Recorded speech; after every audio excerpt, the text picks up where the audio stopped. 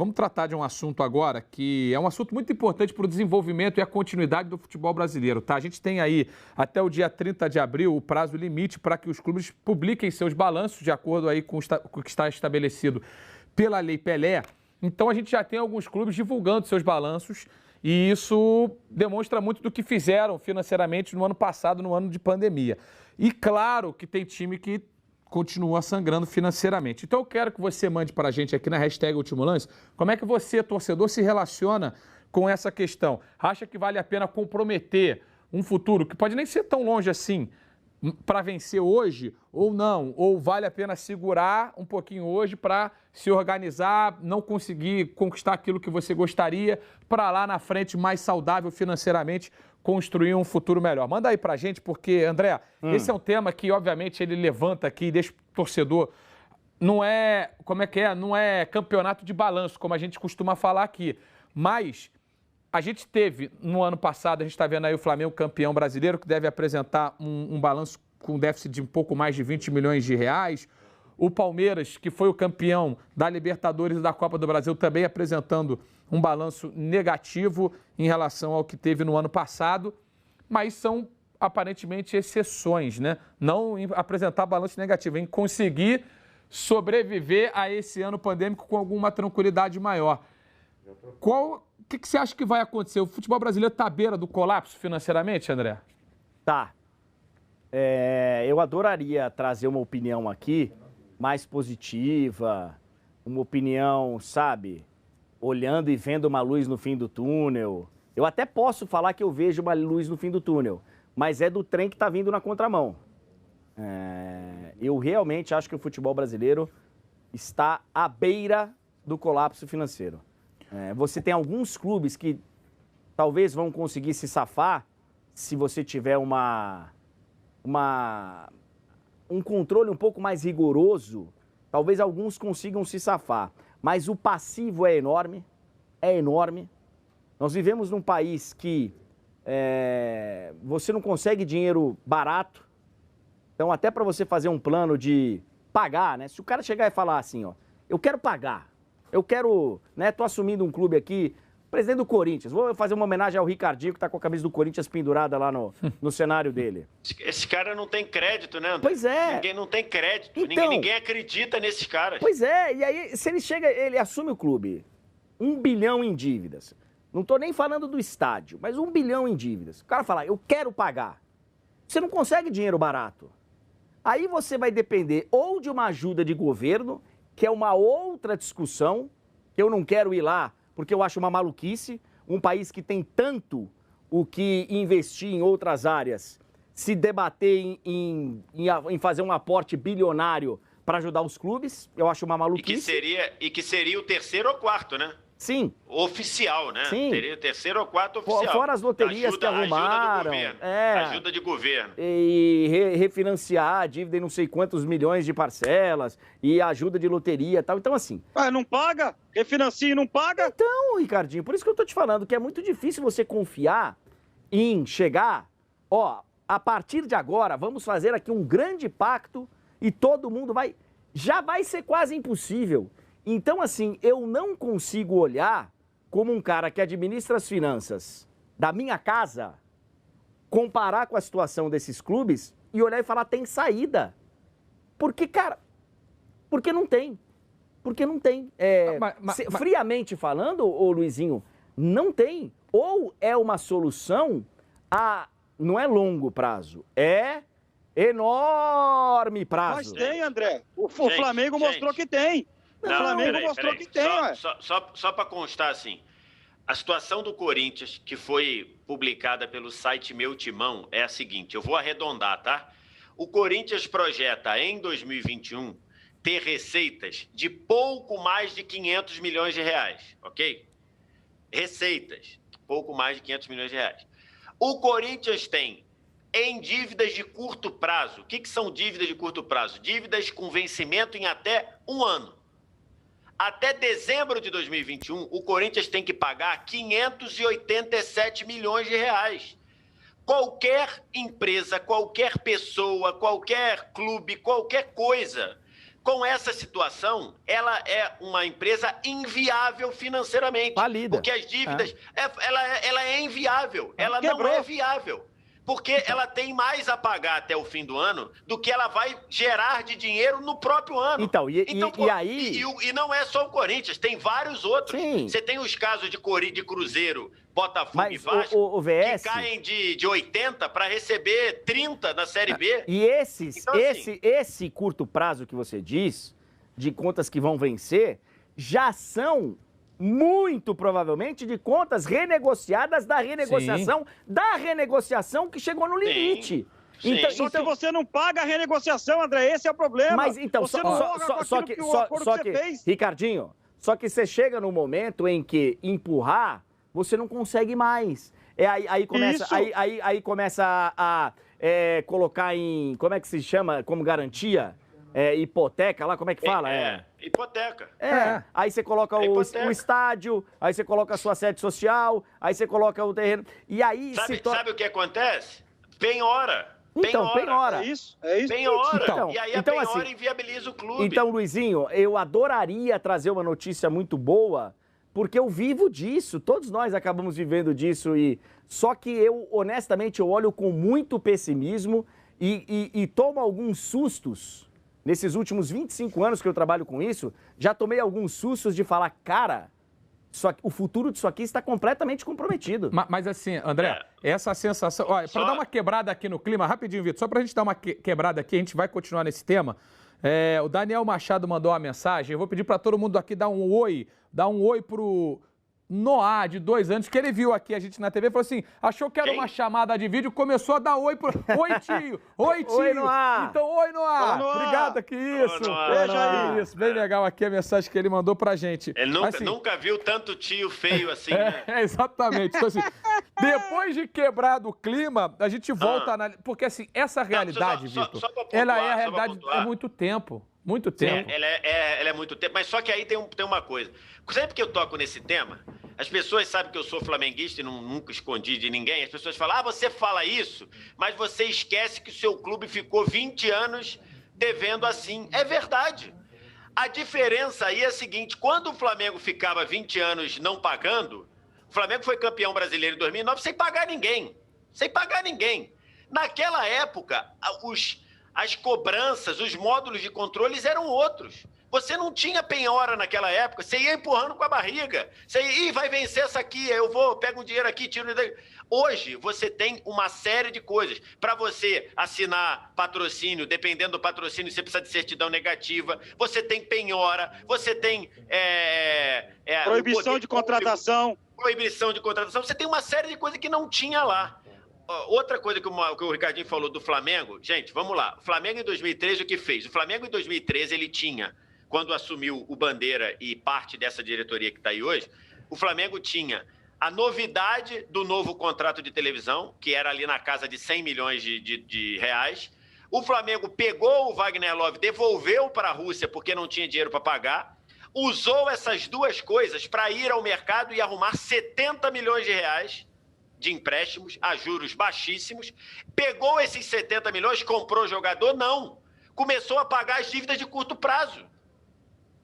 Foi assim que o Flamengo fez. Foi assim que o Flamengo fez em 2013. A base, tem várias outras coisas, corte de custo, um montão de coisa. Mas a base era isso. Ele pegou 70 milhões de reais, olhou e falou, eu te devo quanto? Te devo 300 para pagar em 6 meses. Eu vou te dar 150 agora. Quero. Beleza, mandou uma... E foi isso que o Flamengo fez. As outras dívidas renegociou no longo prazo. Assim o Flamengo se recuperou. E, lógico, depois vendeu Vinícius a 45, vendeu Paquetá a 35, foi uma outra coisa. Mas hoje, ninguém tem um lastro para ir ao mercado pegar 100 milhões. Ninguém tem. Porque ninguém... Primeiro que o dinheiro hoje... O custo do empréstimo vai ser gigantesco. O custo do empréstimo é gigantesco. Está muito maior e hoje nenhum banco, nenhuma instituição vai olhar e vai falar, clube de futebol, eu vou dar 100 milhões? Você tá maluco, Mas aí, Vitor, mas aí o que faz no caso do Corinthians que você falou aí? O Corinthians vai pedir empréstimo pro empresário que tem jogador lá dentro. Aí, meu filho, aí não tem volta. Aí não tem volta. Não, aí mas não tem aí volta. vira uma bola de neve. Aí, o Marcelino... O Donos da Bola, que é o programa do nosso craque Neto, aliás, tem que convidar o craque Neto para vir no último lance, hein? Verdade. Porque o horário pro último lance dá, pro horário pro Nada, ele tá na Neto. rádio, no Donos da Bola, Tá na rádio. Mas aí ele vem, se falar com ele, ele vem.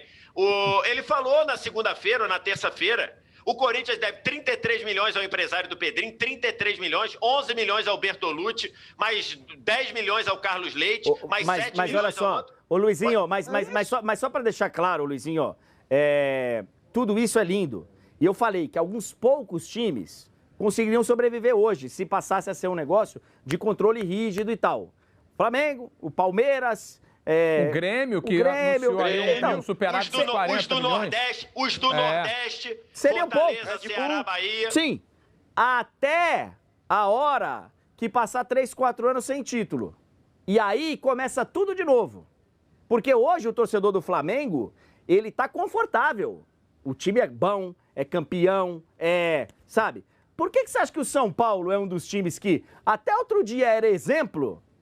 e hoje não é mais e tem uma baita dívida também? Não é coincidência o fato de não ganhar título, porque vai virando uma bola de neve. Aí vai investindo mais, vai investindo errado, a torcida cobra, e aí, cara, vira um negócio, vira uma loucura, porque... Então não vai acabar nunca, André. Não acaba... Então não vai acabar, então, não. mas eu olho com pessimismo, eu vejo poucos sobrevivendo. Então, isso só não pode estourar, sabe aonde? No nosso bolso mais uma vez, né? Pois é. Por isso que eu tô falando. Isso só não pode estourar no nosso bolso mais uma vez. Porque é um país que tá aí, um país que não consegue dar auxílio emergencial para pessoas que estão morrendo de fome. Mas você lembra como é que era, por exemplo? Você lembra como é que era na época do Bandeira, quando ele começa a renegociar e tal? A pressão que era da torcida falando, beleza, você tá arrumando a conta, só que o time de futebol vocês não entendem nada. Então, nos primeiros 3 anos a torcida entendeu. No segundo mandato dele já começou uma pressão. Por isso que eu tô falando. Durante um tempo o cara entende. Quando fica na fila sem título, o cara já vai começar, tá bom, bacana, tá, mas e aí? Mas aí já estava previsto começar a investir mais. Investiu no Guerreiro, investiu no Diego. Deixa eu só ler aqui uma mensagem, Ricardinho, ó. Deixa eu ler aqui, depois você fala, Ricardinho. Marcelino, que foi Fanáticos aqui, foi representante do Corinthians no Fanáticos, lá no Esporte Interativo, sabia tudo de timão. Falou assim, a situação do Corinthians é desesperadora, pré-falimentar, estou realmente preocupado. Claro. E eu acho que é uma sensação que outros tantos têm, e a gente já está vendo aí Vasco na Série B, Cruzeiro na Série B, Botafogo na Série B, e o Corinthians que brigou para não cair no ano passado e esse ano deve ter uma briga mais forte para ficar. Se alguém não tiver dó, e eu sou contra que a dó seja governamental, porque senão o dinheiro é nosso, como disse o Vitor Sérgio, sou contra. Vocês passaram aí o tempo todo fazendo besteira, agora se virem. No meu modo de entender. Agora, se não tiver ou um milionário que apareça lá e ajude, ou muita paciência do torcedor e tal, não sei o quê, não tem como solucionar, cara. Não tem. André, mas você sabe, se não tiver paciência assim, ou uma ajuda grande, não tem como solucionar. 1 bilhão em dívida, ô Ricardinho. Imagina, faz uma simulação de um empréstimo de R$1.000. Só para você ter uma ordem de grandeza. Vamos supor, 1.000, 1 bilhão, vai. Quanto é que um Corinthians poderia pagar por mês? Vamos supor aqui. Vou falar alto, tá? Vou falar alto. 50 milhões, é impossível, mas vou falar 50 milhões. 50 milhões é o quê? Dá 5% de um bilhão? Muito mais, muito menos, né? 5%. 5%? 5%. 5%. 100 milhões é 10%. Vou colocar menos.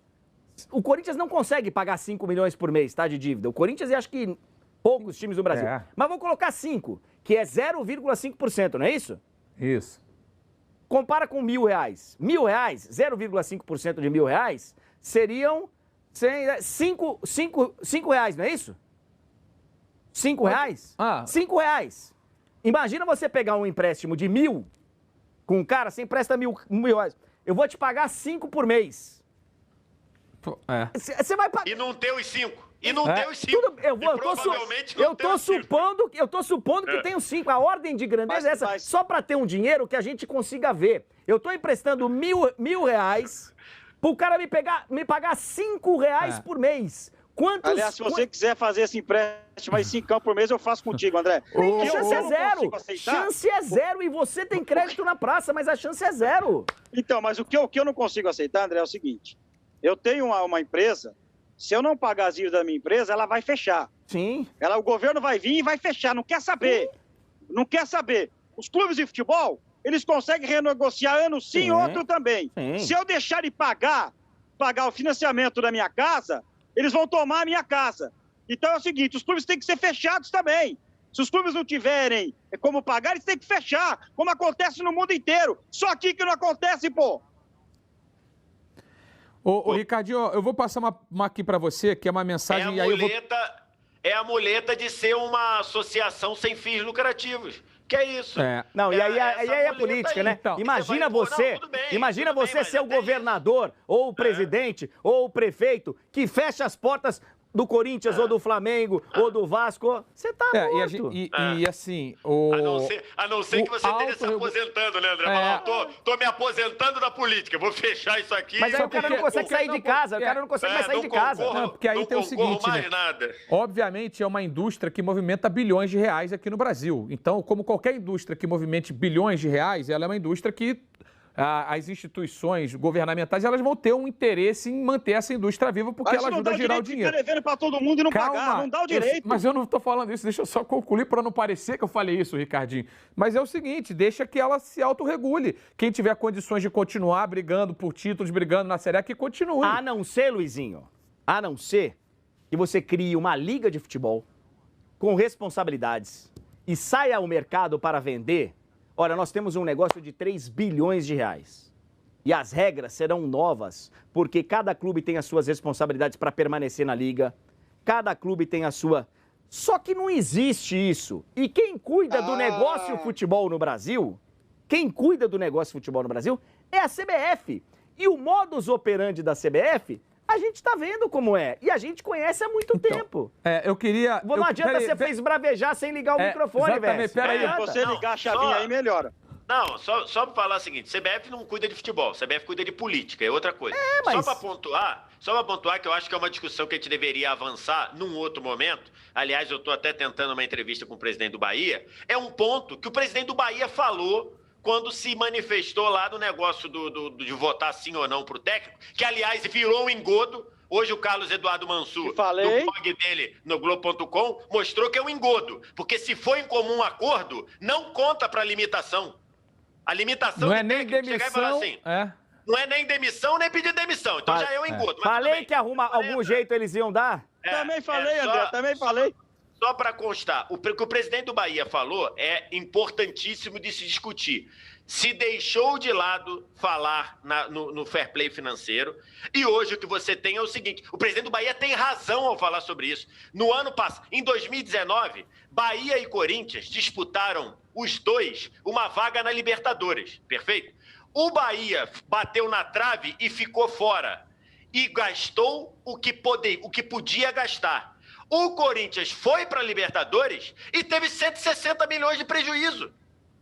É lógico que o Bahia foi prejudicado. É evidente que o Bahia foi prejudicado. Esse debate tem que ser trazido à tona. Porque o Belintani, ele fica onde ele pode com gasto e bate na trave da Libertadores. O Corinthians gasta 170 a mais do que recebeu e foi para a Libertadores. Então, você fez uma pergunta relacionada a isso, Augusto. Não ter ido, mas você fez uma pergunta nessa linha. Tudo bem, mas o Bahia perdeu, né? Você fez uma pergunta relacionada a essa aí, nessa linha para o Guto Ferreira, na semana passada, domingo, sábado ou domingo, agora não lembro exatamente. E aí, foi domingo, né? Só respondendo aqui, ou trazendo a resposta do Guto a esse questionamento, ele falou, cara, uma hora a conta vai fechar. Nós que estamos aqui dentro, ele se colocou numa situação, não em relação ao fair play financeiro, mas dessa injustiça de você ter um time anabolizado e outro que está ali tentando pôr na cara e na coragem fazer o trabalho, né? E ele falou, olha, uma hora a conta vai cobrar, a gente vai continuar fazendo o nosso trabalho direitinho, porque uma hora quem está anabolizando vai ter a conta cobrada. Esse ano aconteceu com o Ceará. O Ceará bateu na trave de Libertadores e tem clube que gastou muito mais do que pode na Libertadores. Sim. Então, tem clube que não pagou ninguém e conseguiu a vaga. Então, o Ricardinho, até para você responder aqui esse debate é importantíssimo. Responder aqui ao Tartaruga Man. E aí eu vou passar para você que sabe tudo do Santos. Ele falou, o Rueda está fazendo um trabalho incrível com o financeiro do Santos. É isso mesmo, Ricardinho?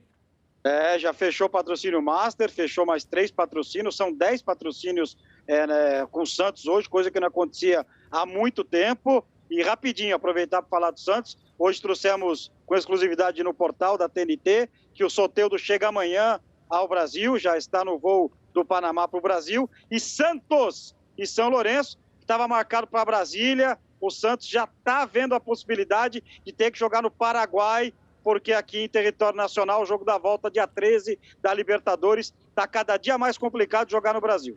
Ó, o Alberto Santos está falando aqui, 6 times da Liga Chinesa de Futebol foram expulsos da competição por questões financeiras. O Douglas Cavalcante quer saber quem... Se acontece aqui, não tem mais liga. Isso. Quer saber quem foi que deu a procuração para a CBF administrar a seleção. Então... E tem uma aqui, André, que eu vou mandar para você, que é do Jonathan Serpedes. Diz assim, ó, o futebol brasileiro deveria seguir o modelo americano, tetos de salários, draft, calendário... Assim, mas não tem como fazer draft aqui, porque você tem um jogador sendo formado no próprio clube agora. O draft eu acho difícil, mas se você organiza uma liga com regras... Porque não adianta nada hoje, Flamengo, Palmeiras, Grêmio, sei lá, os times que estão saudáveis, entrarem com qualquer tipo de ajuda que seja, não precisa nem ser financeira, mas de entrar para equilibrar a liga, porque hoje... O torcedor do Flamengo quer mais continuar comemorando o título. O do Palmeiras quer continuar comemorando o título. Eles não querem necessariamente uma liga mais equilibrada. Então, é um preço a se pagar para os clubes que se organizaram e que estão saudáveis, você juntar todo mundo e ajudar todo mundo.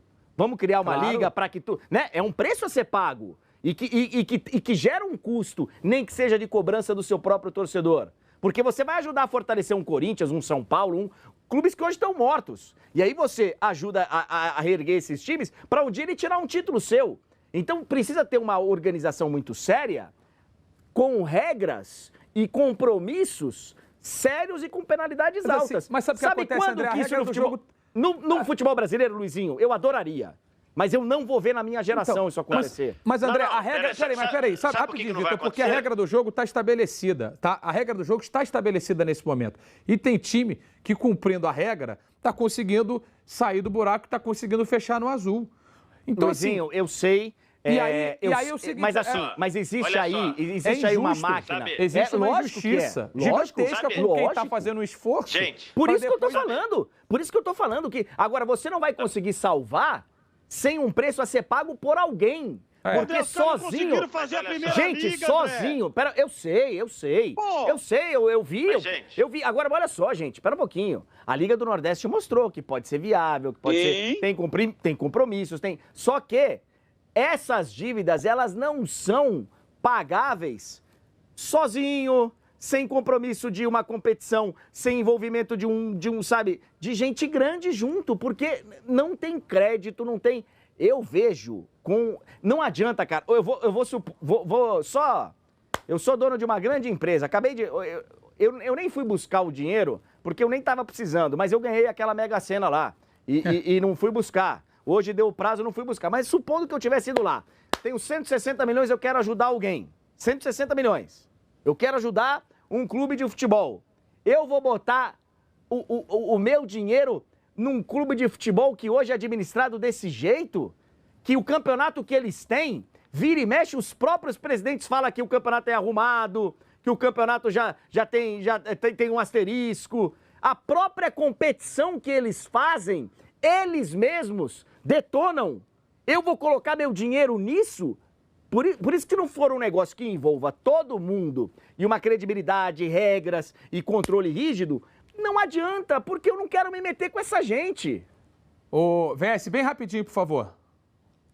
Rapidinho, só para constar, não dá para comparar com os Estados Unidos, por quê? Porque as ligas profissionais dos Estados Unidos, elas pensam primeiro no produto, do tipo, o time do New York Knicks, ele deixa de ganhar alguma coisa para compensar o time de Milwaukee, que é um mercado muito menor. Isso nunca vai acontecer no Brasil, porque a regra do Brasil é, para chorar minha mãe, chora a mãe dos outros. Então isso nunca vai acontecer no Brasil. Não é a nossa geração, não, André. Os nossos tataranetos não verão isso no Brasil. Mas gente, existem tantas diferenças e uma das principais é acesso e rebaixamento. Porque lá não tem, aqui tem. Como é que você vai fazer? É diferente. Bem, mesmo assim, é diferente. Mesmo assim, você não pensa no produto, você pensa no seu.